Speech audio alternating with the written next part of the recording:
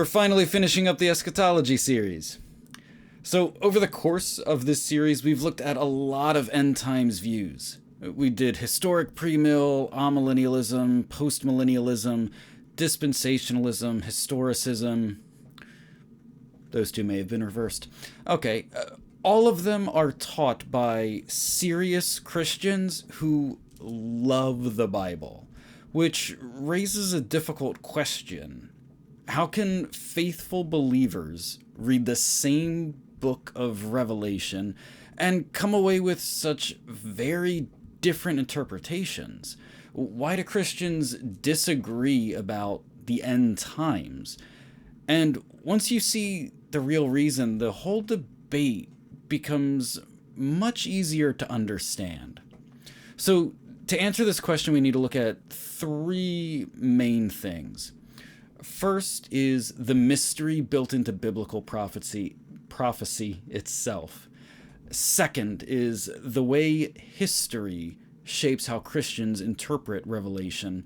And finally, there's a subtle difference in interpretation that actually separates just all the major end times views. And once we see it through this lens, the entire landscape of eschatology does become easier to navigate. At least understanding the differences become easier to navigate. So let's start with the first thing, the mystery inherent in eschatology. So the assumption that people start with is that people think reasonably the Bible's inspired. It's inspired by God, and if Revelation describes the end of history, then the correct interpretation of end times should be obvious. But when you actually study church history, something very surprising appears, and that's faithful Christians who deeply love Scripture have disagreed about eschatology for millennia.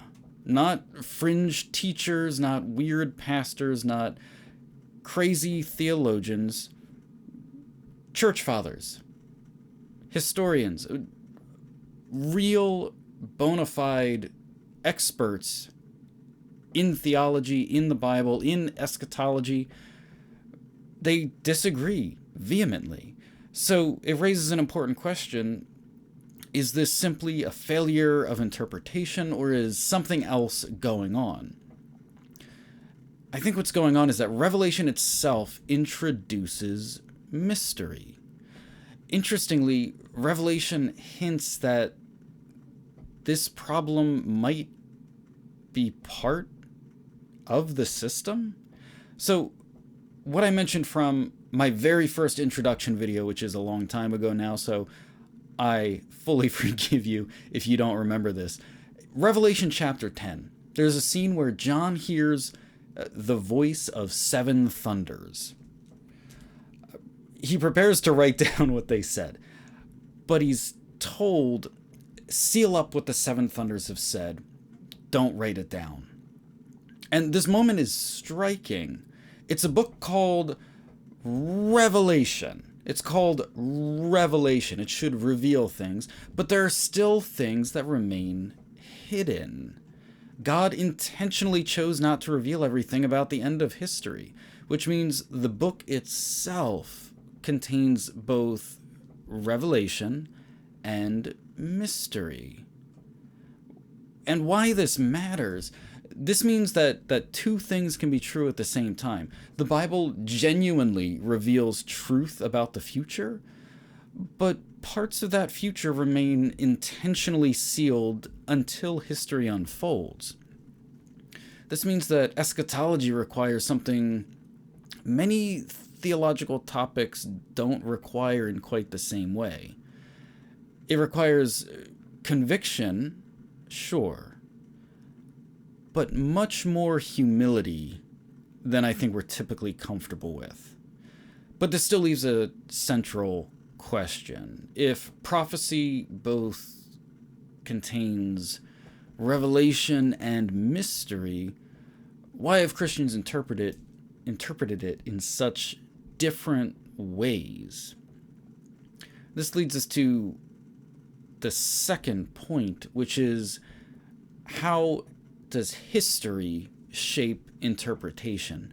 This was the thing that really stood out to me as I was diving deep into all these different systems. When you look at the history of eschatology, a pattern quickly emerges. Christians often interpret Revelation and other prophecy through the historical moment that they are living in. For example, in the early church, believers understood persecution. They lived under Roman persecution. The earliest Christians lived under Jewish persecution, but the Roman Empire was brutal at times. So many Christians understood the beast of Revelation, referring to not necessarily just one person, but the entire empire, the entire structure of Rome as this persecuting beast. And then during the medieval period, okay, the historicists, their interpretation becomes common, and Revelation is often read symbolically. They see it describing the unfolding of church history, and they point to the Catholic Church as they are being persecuted and say, yeah, the Catholic Church is the beast or the Antichrist, or however they're putting it. And then during the Reformation, many Protestants would point directly to the Pope as the Antichrist. In the 19th century, you have Dispensationalism kind of taking its final form, and there's a lot about renewed interest in prophecy, biblical prophecy, geopolitics, and the role of Israel as talks of reforming them as a nation really come to the forefront. And it makes people rethink a lot of the more mysterious and symbolic elements within the book. In modern theology, symbolic interpretations, such as amillennialism, just idealism generally, have really swelled to the forefront in certain realms. And this doesn't mean that Christians were simply inventing interpretations. It means believers were reading symbolic prophecy while living inside of unfolding history. And the era you live in inevitably shapes what you expect prophecy to look like. But this raises another question. Even if history influences interpretation, what actually separates these views from one another at the deepest level? But first, what do all these views agree on? As different as they may look, what do they all agree on? One of the first things to notice in every major Christian interpretation of Revelation, they all acknowledge symbolism.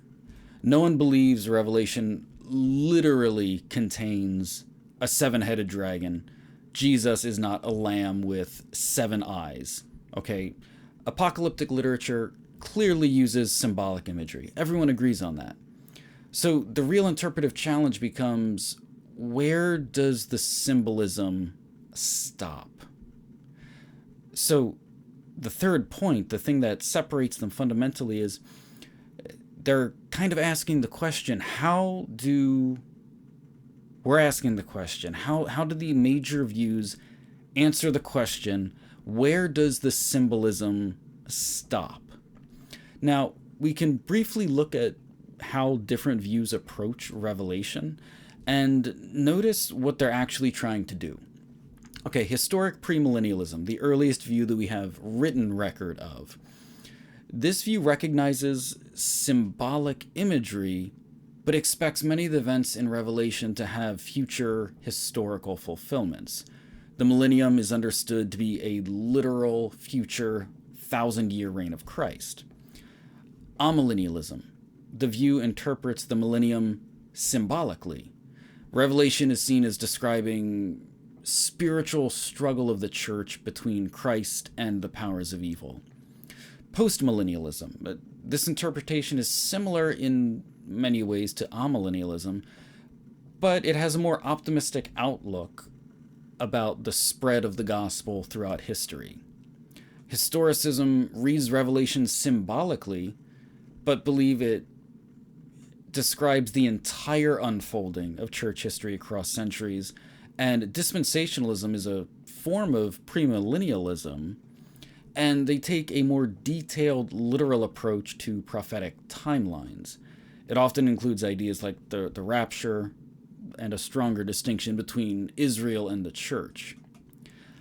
At first, this landscape can feel incredibly complicated, but once you step back and compare these views side by side, patterns emerge. After studying these views, you eventually notice something surprising, that the biggest disagreement between them is not actually optimism versus pessimism. It's not even really about the millennium itself. The real dividing line is much simpler. It comes down to how literally you interpret events of Revelation. Maybe that's not a big enough payoff for you, but every Christian agrees the book contains symbolism. The real question is, how far do the symbols go? How far do things literally take place? And does something happening symbolically or spiritually mean it's not real? You can't go that far. So how far does the symbolism go? If you imagine the different views along a spectrum, it might look something like more literal interpretation on one end and more symbolic spiritual interpretation on the other. And most views fall somewhere along that range. And once you see that interpretive lens, the whole debate becomes much easier to understand. But I think a big insight from studying all these different views, what all Orthodox Christians still agree on, despite all the disagreements between these views, every historic Christian position affirms the same core truths.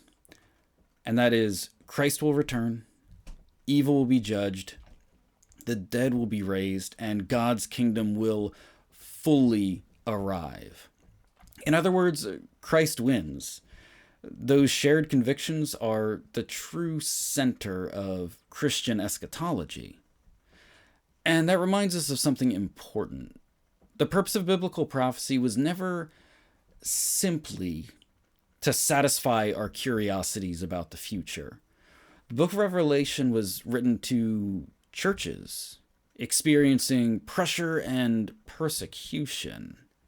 Its message was not primarily decode the exact timeline of the end. Its message was much simpler.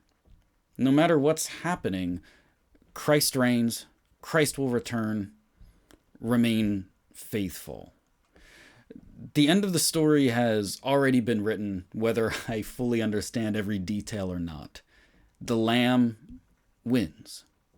The real question has never been whether Christ will return. The real question is whether we'll remain faithful until he does.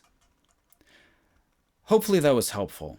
I know that's just a wrap up to what has been a long series with a pretty long pause in the middle. That could be a dispensationalist joke if you get it. But looking at this whole landscape, hopefully just those three kind of guideposts help us see the broad differences. The idea of, one, mystery is just built into biblical prophecy. Revelation 10 shows us that.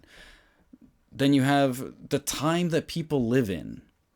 If you don't think that shapes how you view such mysterious topics, I don't know what to do with that. But then the big question is just, there are symbols in Revelation. How far do the symbols go?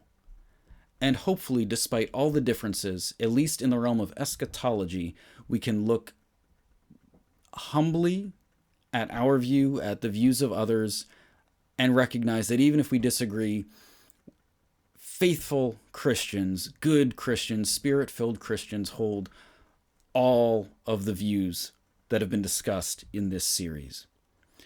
So hopefully that helps. Hopefully the series was interesting.